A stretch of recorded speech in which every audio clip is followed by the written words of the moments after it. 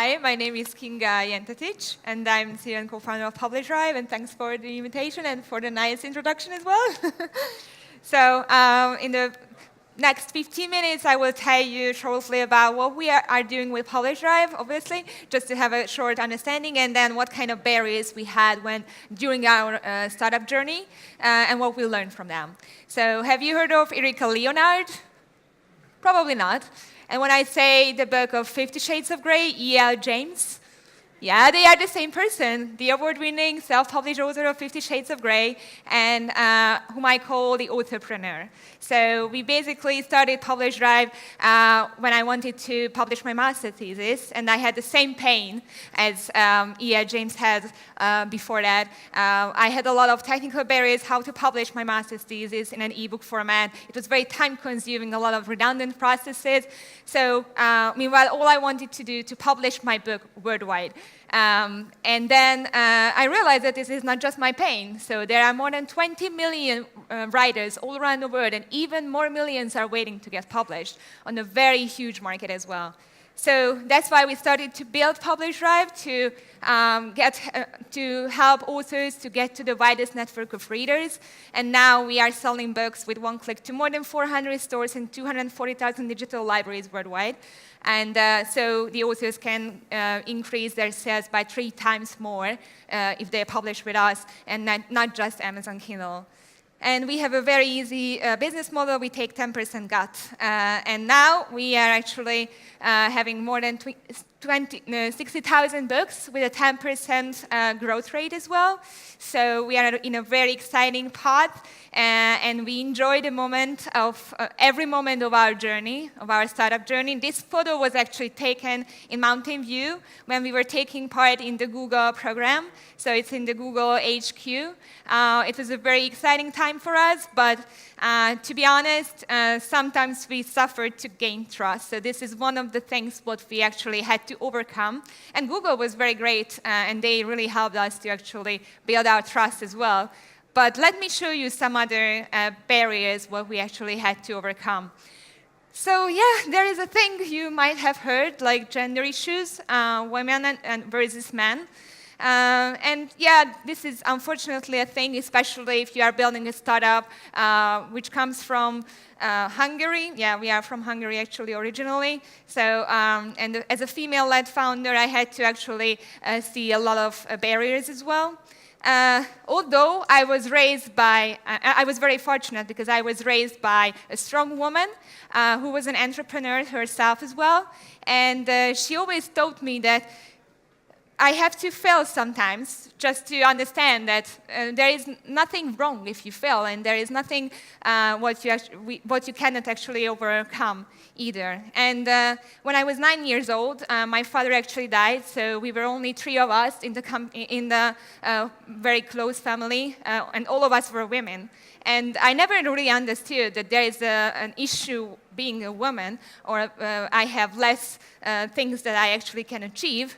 But then when we started PublishDrive and started to build relationships with different companies, with different cultures, I just had to face with it. And it is really a thing globally as well. So when I first went to a book fair, when I actually met one of our biggest clients who are based in America, and we've been just emailing before, so we haven't had the chat via the phone or whatever. And then I was looking at him at their booth, and I couldn't find him first. So that was already a red flag. Why would you be late from your meeting? But then I finally found him, and then he was looking at me, and wow, you're a woman. I was like, oh yeah, that's a good observation. But I wanted to get into the point to how to build our relationship further, how to actually get more business done. And then after 10 minutes, he was still into this kind of conversation that I'm a woman. I was like, okay, please, I did my homework and you clearly didn't, because I checked you on LinkedIn and I can see that you're a black guy, and I have no problem with that. So please get over that I'm a woman and let's get into business. And then we could finally continue our conversation, which is supposed to be like that from the very beginning. And then another story was like that when I met a potential client as well, they said that, oh, sorry, I cannot raise hands with you because you're a woman. And I was like, okay, then what shall I do? Shall I nod or smile or whatever? And they were just smiling, so I thought that, okay, that's a good way to continue our conversation. Then being a female founder doesn't help when it's about fundraising either. So when I was in the Silicon Valley, I actually met a woman who was an angel investor, and she was really super nice to me. So she really helped to get over all the materials, all the one-pager, deck, everything. And she said that, unfortunately, that I'm a woman, I have to really show more expertise and more knowledge about the market than anyone else, and I cannot really raise any funds or millions of dollars with only 6 slides, so than any other people could do in the Silicon Valley. So it really changed my mindset, how to approach investors as well, and how to try to sell what we actually know about the market and how we actually can grow the market and drive PublishDrive further. And in the end of the day, basically in December, we raised a $1.2 million US dollars fund from a VC. So I really think that it helped a lot. And yeah, I went to a lot of tech events as well. And I met many investors, even in investor launches too. And then sometimes they asked inappropriate questions like, would you go to my hotel room with me or whatever? Then another thing is, when do you want kids? Which is, I suppose there are a lot of women in this room as well, and I think it's very inappropriate. It's very similar to that if I am asking a guy, why do you lose your hair, or something like that. So that's why I think it's really good if we can think with the others' minds as well, and we can understand that these things happen and we should avoid that. The other thing is, which was a barrier for us, that we come from Hungary. I didn't think that it's a very big issue in our global world, but in the end of the day, we realized that it is. And it was because we got a lot of feedback from our clients or potential clients that if they just tried out our service, they couldn't see anything wrong. They couldn't actually say that we were doing a bad service. But then they pointed out that, okay, we are from Hungary, and which is a post-Soviet country, so we shouldn't actually do business with you guys. And I was like, okay, we have to change that. We have to solve this kind of very bad country image of Hungary. And basically, we found some solutions for both of the problems what I mentioned to you. First of all, diversity is in the DNA of our culture, of our organization. And we really focus on that not just to hire a quote, because currently we are like 46% of our company are women and 54 are guys. But we really care about who is actually joining us and whether they are culturally fit. Because we want to make sure that everyone who is in the company, they come into the office and they feel that they are in a safe place. And it doesn't matter whether you have another religious beliefs or whether you have other sexual orientation or whether you're a woman or man. It doesn't really matter. You just have to do your job, do your work. You just have to deliver your results as well. And we have to work together as a team. And if someone doesn't share these kind of values with us, then we already see that at the very beginning during our hiring process. So we actually have to say no. And regarding the country of origin issue, we decided to move our company to the States based on the feedback of the clients and based on what we thought that it would be the better way to go for the future. So we actually registered our company in October in the States, and then since the 1st of March, we moved our whole operations to the States. And in May, very recently, we hired our first US hires as well. And to be honest, I didn't really thought that it will be such a huge difference that we change our legal organization, but in the end it was, because even with Apple and even with Amazon, we actually had a better relationship after we changed our company, because they opened new doors for us for different kind of marketing purposes. We even had a new trusted partnership with one of the biggest retailers we are working with. So that was really a game changer for us. Meanwhile, we just changed our legal system, but it gave credibility as well, and it gave a safer environment for our clients, because we are dealing with copyrights, we are dealing with digital content, and obviously when it's about copyrights and how to protect it, the US is the leader in this space as well. And we actually get more and more users from the States and from all over the world because of that. And we could see that because of this change, we actually could find scalable operational solutions as well for some of the problems what we were facing with around the taxation, for instance, and around how we pay out royalties to our users.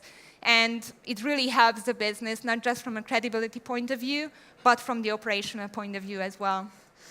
And yeah, when it's about credibility, I was fortunate to be among the Forbes 30 Under 30 Europe list. And it was another thing what actually didn't change our team, how we work, what kind of quality we bring to the table. But in the end of the day, there were a lot of clients who were hesitating to work with us, in the States especially.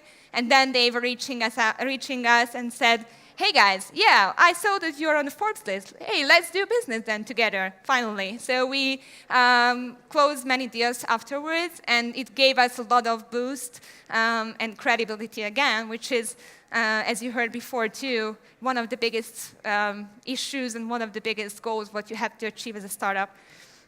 And yeah, I couldn't do it alone. So, and with our team, we share the success, and we are sharing the big vision as well, what we want to achieve. And we had startup-wise guys before who helped us to go further. We had Google, we had the Forbes 30 Under 30 teams, both in the States and both in Europe. Even the US government, they supported us to build the bridge between Europe and the States. And we had a lot of other mentors as well who helped us grow personally and obviously on the company level as well. And now we are moving forward to use AI and natural language processing to make sure that we can not just help in the sales and distribution part, but more on the marketing side as well, and to improve those books to become bestsellers and to become the next E.L. James as well later on. So yeah, if you have any questions, please shout out right now, or if you have a book in your mind or in your computer or even on the bookshelf, just please feel free to find me afterwards and have a chat. So thanks a lot, and yeah, enjoy the conference. We have, if somebody has a question, we're happy to bring a mic to them. So if there's any feedback, questions. Everybody's got it. She's a woman, right? I don't think anybody's confused. I wear skirts as well. I wear a dress, so yeah. Just to make sure that everyone sees it. I should have been better, though. Hungarian. I should have had your name pronunciation. But questions? No? No questions? Well, then I've got a little gift for you. Thank you very much. Oh, thank you. Thanks a lot.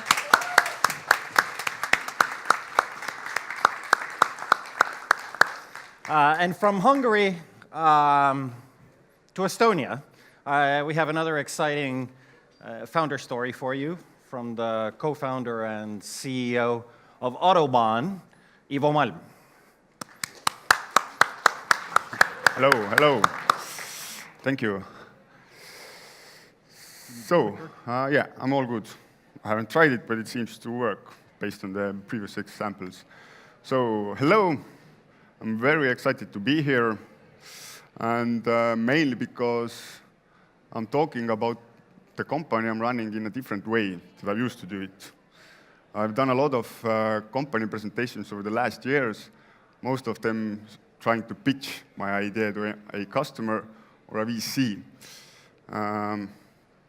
But today, as the topic is the founder story, then I want to go more private, more personal. And I'm not talking that much about what we do, but rather what kind of challenges we have faced on the way, and also on a personal level, how I've grown as an entrepreneur and when going through difficult times on my own. So it's a new opportunity for me, and I'm really thankful for the opportunity that is coming here. So to begin, I want to begin before Autobahn. So before Autobahn, I was working at Skype, doing project management there, and it was around 2011 when we, with a bunch of friends, decided that we want to build a collaboration tool for small teams. Because we had very good ideas how to make small teams work more efficiently and better together. Out of this idea became a MVP product, which we started to show to different possible customers. So at some point, we managed to have a meeting with different automotive experts, importers, dealers in our region. And we managed to pitch their solution to us. After a while, like looking 10-15 minutes to our solution, they basically said, you can sell muffins with this app, but you cannot sell cars. This is basically directly what they said. You can forget about it. There's nothing to do with this kind of solution in automotive area. So this kind of raised a question mark in our heads. So on one side, they wanted something, but on the other side, we didn't understand exactly what it is, what they wanted. And then we started to look more into automotive field. We tried to understand how the possible customers are working. We tried to understand more on a broader level where the automotive industry is heading to, and we did a lot of analysis on this topic. What we found out is that if you look at cars, the cars are very modern.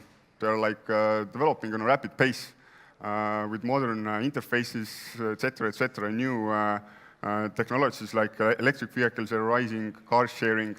But what we found out is that how the vehicles are getting from the factory to the importer, to the dealer, to the end customer, it's not working. The distribution is broken from the HQ until the actual end customer. And what's interesting about it is that the end customer is not engaged digitally in the sales process at all. We still have to go to the brick and mortar dealerships. We still have to fill a lot of paperwork, do a lot of manual activities in order to get the vehicle ordered, sold, and delivered. So then we understood that there's a huge possibility to actually build a collaboration tool specific to automotive business. And we pivoted at that time. And we went to a complete new product, built it from scratch, and built a product specifically for automotive business, in a way reinventing how vehicles are sold, ordered, and delivered in a collaborative, digital, and paperless world. So as a result, we saw also that every fourth customer is unhappy with the dealer experience, and 33% of customers are considering buying vehicles online. So the customer demand was there as well. And based on this knowledge, we built the vehicle sales platform, which connects all the different stakeholders in the automotive ecosystem into one strong platform, which connects all the different stakeholders and provides new possibilities that aren't there at the moment. And here comes our first, and what I want to also do, give you lessons learned from the experience. So the first lesson that I've learned when starting to work with the big players in a big industry is you have to think big and very big and create visions that are even unrealistic to achieve, and you don't know exactly how to do that. So when we started Autobahn, when we pivoted and started Autobahn, our goal was from day one to start cooperation with OEMs, with vehicle factories and producers of vehicles. These are enterprise customers, and coming from Estonia, a small country where there's no actual OEM here, it's like quite difficult to understand how this might work out. But what I've learned along the way is that if you have big visions, if you think big, situations start to happen. Different opportunities are starting to rise, and you tend to start seeing things on a different angle and seeing opportunities everywhere. And several years later, at the moment, we are in the place where we are actually working with two big OEM groups, Volkswagen Group and BMW, and we're in the place where we're actually building proof of concept projects for the biggest automotive makers in the world. Next, so I want to also highlight a few key milestones on the road. So first, think big, start working towards the big accomplishment.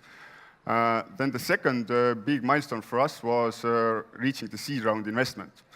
So our company and our product is not like a simple muffin selling app, like I said. It's a complex enterprise solution which has to be developed for several years until we were in the position to actually demonstrate what we have.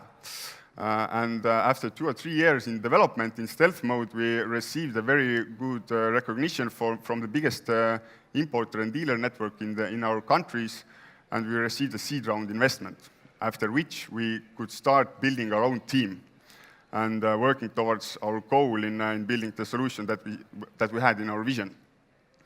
And the second very important milestone for us was joining the startup bootcamp. So now I want to talk more about those two things. So first, if you get the money and start building your team, it's very important to hire the A team, to find the right persons to do the work. On one side, it means that you have to let go of people who are not the A players, because in the early phase, you have to work with very experienced and strong team members in order to build your vision. So you have to let go of the people who are not performing the way you want to do. It's very key, and it saves a lot of money. Plus, on the other hand, you have to motivate the key members, but you have to also take into account that the key members might leave as well. So you have to let go of those as well. So in a way, you have to make your best to motivate the key players, but still you would have to have a contingency plan if the key members are leaving as well.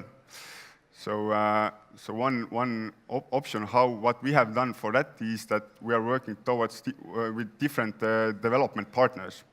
So based on that, we can actually leverage our resources as is needed. So if we have a project coming in, we can scale quickly if needed.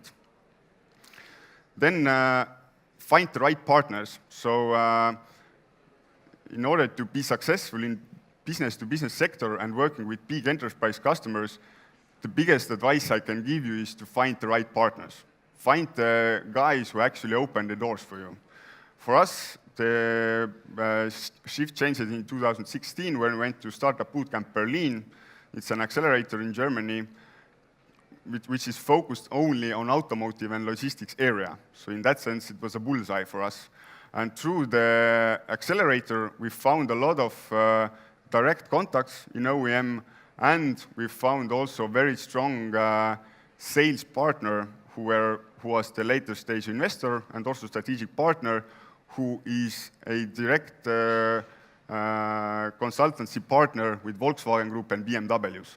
So they're already doing projects with the customers we want to do business with. So they already know which kind of political doors to push and what is the best way to go forward. So finding the right partners who already work with the customers, enterprise customers you want to work, is a key in being successful. Lesson number 4 when working with big enterprise customers is you have to be patient. So when we started cooperation with Volkswagen and BMW, all of the VCs told us that the sales cycle is at least 2 years. Don't think about it even. It takes a shitload of time to actually get somewhere, which proved to be true. So we learned it also the hard way. It is like that. So working with big enterprise customers like Volkswagen, the decision process can be 2-3 years. We don't know it. You don't know it exactly. One good example how the decision-making process is long is that last year we went to China to do a feasibility study to open a market in China, which is the biggest market in Volkswagen Group, biggest growing market. We identified that our solution is a perfect match for the market, and everything seems to be very good, and we are going to start business, but until we reached the negotiation phase of pricing. So if you work with big enterprise customers like Volkswagen or BMW, you have to take into account that they are very strong in negotiating pricing. So from our price that we suggested, Volkswagen asked 60% discount, for example. So my first experience in having a close relationship with Volkswagen was actually that I had to say no to them. Because if I would say yes, of course I would be in the business with the biggest automotive company out there, but on the other side I would harm my company by doing a deal which most likely I wouldn't have done successfully, and this might have had very bad consequences to the company overall. So I had to say no last year, but what is meant by being patient is that now, this year, the same Chinese company, the subsidiary of Volkswagen, came back to us and said, okay, you're not that expensive after all, and we want to make with you business again, still. We are still interested in making business with you. So even if you say no, and the odds seem that there will not be any business, the big companies take time to decide and might come back to you in 1 year or 2 years, and you're still in the business. So being patient and having also as a startup, the resources to be patient and wait is a key part. So you must be confident all the way and not kind of break down in the middle.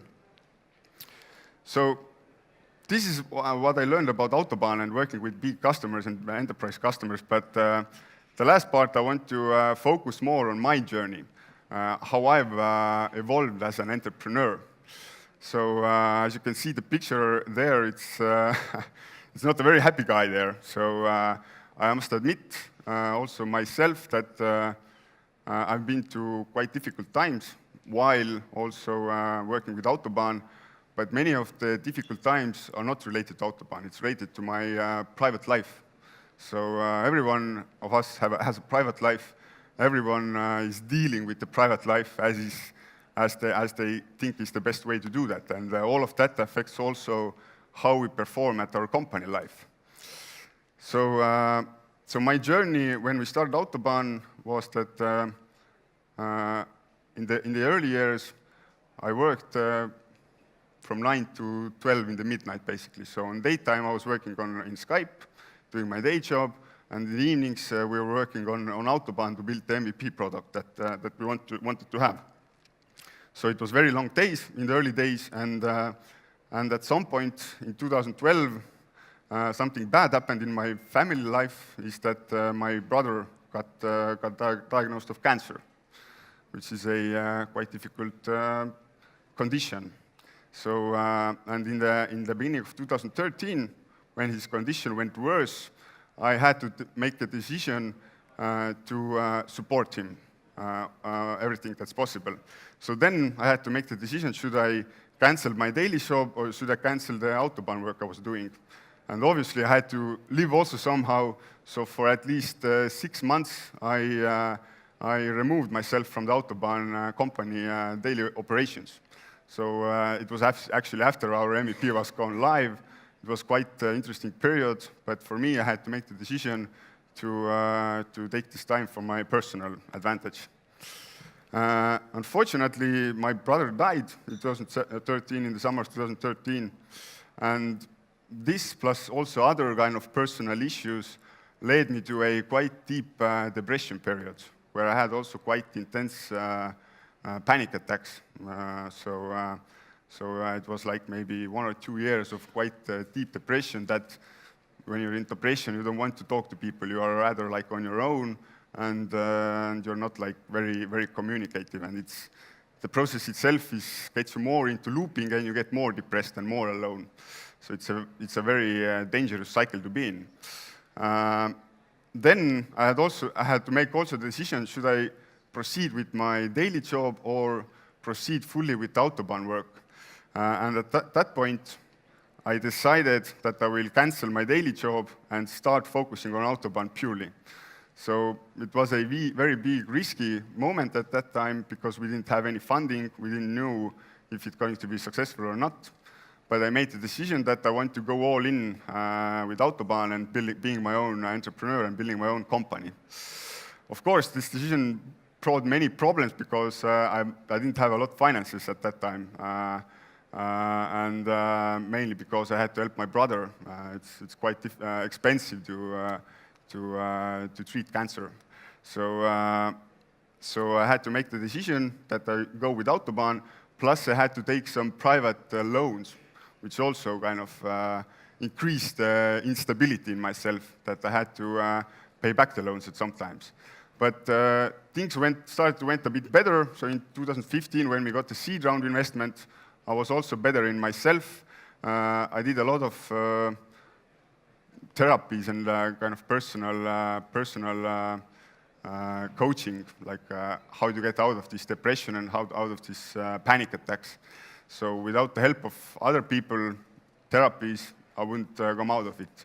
But thanks to acknowledging myself, my problems, looking into the problems honestly, also my all the youth things that I have going through, this kind of gave me another perspective on life. So when I moved to Germany for the Startup Accelerator, the life already started to go pretty well.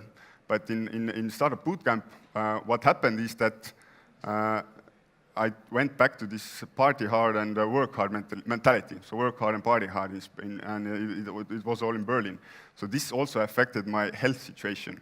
So last year I had to take a lot of time for myself to actually come to a healing, and also to let go of the pains and all the depression inside of me.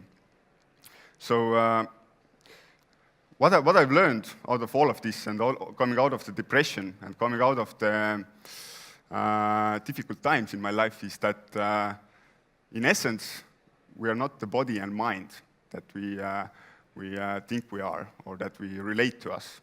In essence, there's something more inside of us, which I started to understand. It's all of the body aches and all of the looping thoughts in my mind.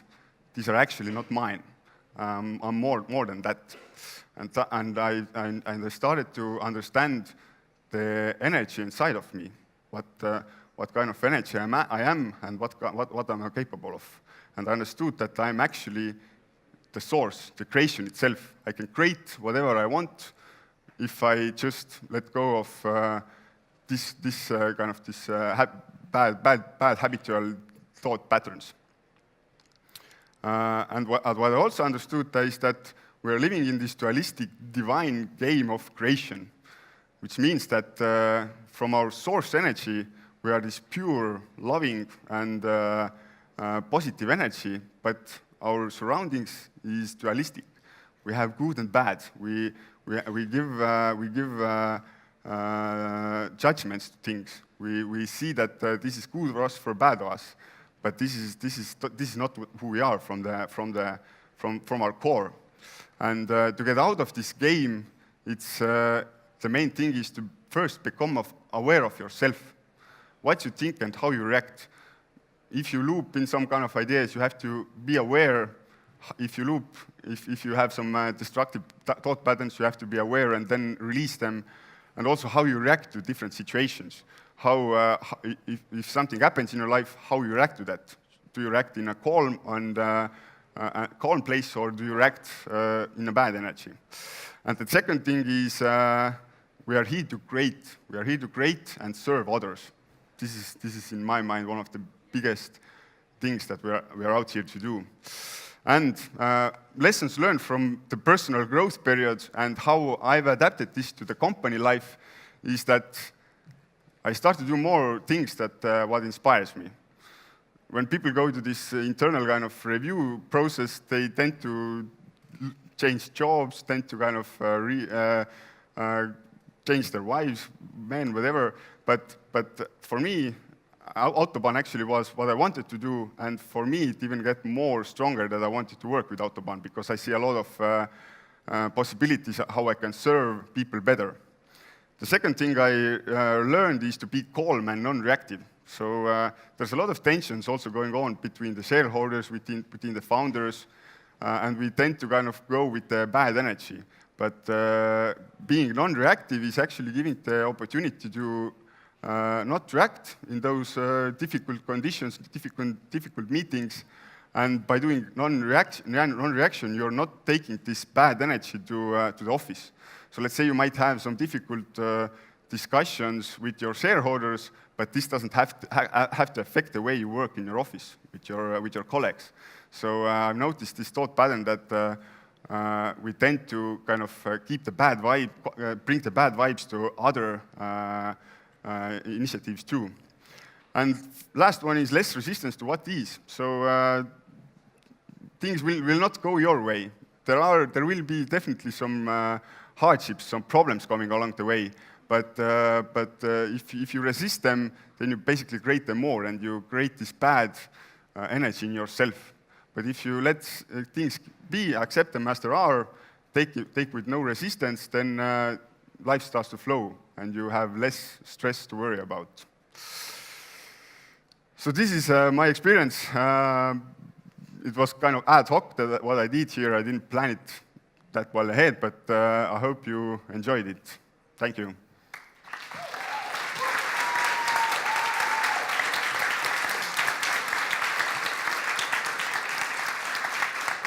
Thank you. Thank you for sharing that inspirational story, and I think it's really worthwhile bringing out the mental health issues that I think a whole lot of founders struggle with, but not a lot are willing to come out and talk about it openly. I think the more we do that, the more we begin to recognize it's pretty tough being the CEO sometimes. That was also my intention here, to actually bring this topic.